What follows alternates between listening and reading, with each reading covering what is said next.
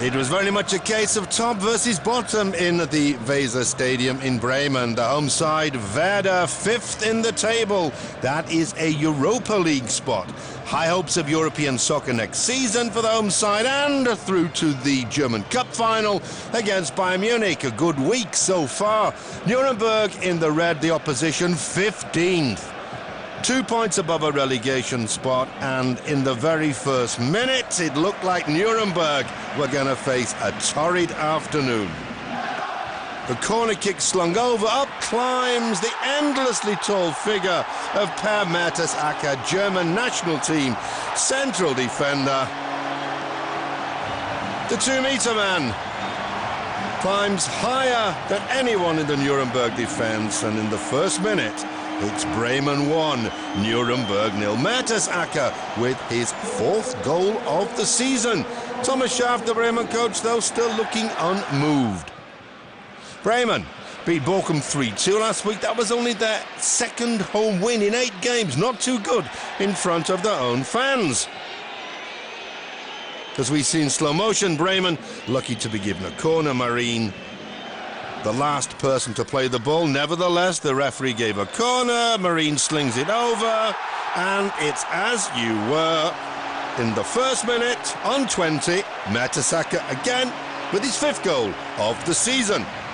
Nothing so far seen of Nuremberg. They drew 0-0 with Hoffenheim at home last week. 5 games unbeaten. 2 wins, 3 draws, hoping to stay in the Bundesliga, to which they gained admission last season, winning the relegation playoff. Once again, Thomas Schaaf unmoved. What does it take to make that man smile? 26 minutes gone. Marine in wonderful form.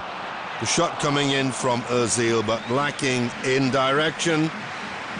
A little off colour of late may suit Özil. Question marks over his future. Will he stay with Bremen? Will he seek his luck abroad? It seems to be affecting his game. It took half an hour almost for Nuremberg to trouble the young Bremen goalkeeper for the first time. Sebastian Mielitz standing in for the injured Tim Wiese and dealing with that situation very, very comprehensively. It poured down all afternoon in Weser, but the 36,000 fans, they didn't mind. They saw a home side that was very much in control. Sporadic efforts by Nuremberg, that one coming in from Dennis Diekmar. He used to play for the Bremen amateur side and wanted to do well in his return to North Germany, but it wasn't to be his afternoon. 35 minutes gone, wonderful opportunity. Falling to Ottel on loan from Bayern Munich. It should have been Nuremberg's first goal, saved by Mielitz. And Bremen made the visitors pay. 1 minute later, Marine again, Borowski. Almost practice ground stuff. Tim Borowski, his 4th of the season. 3-0 for Bremen. And Nuremberg looking very much like relegation candidates. They had that vital 2-1 win in Berlin the last time they were on their travels. At half-time, that Bremen chappie feeling hungry watching all those goals go in. Was there to be more in the second half? Certainly. But for the visitors, look at how much time France has got to bring the ball down and fire it home. Now, Thomas Schaaf is not going to be happy when he shows the team that. In their video analysis in midweek, the ball clipped back by Ute. France all the time in the world to fire it past Mielitz in goal for Bremen.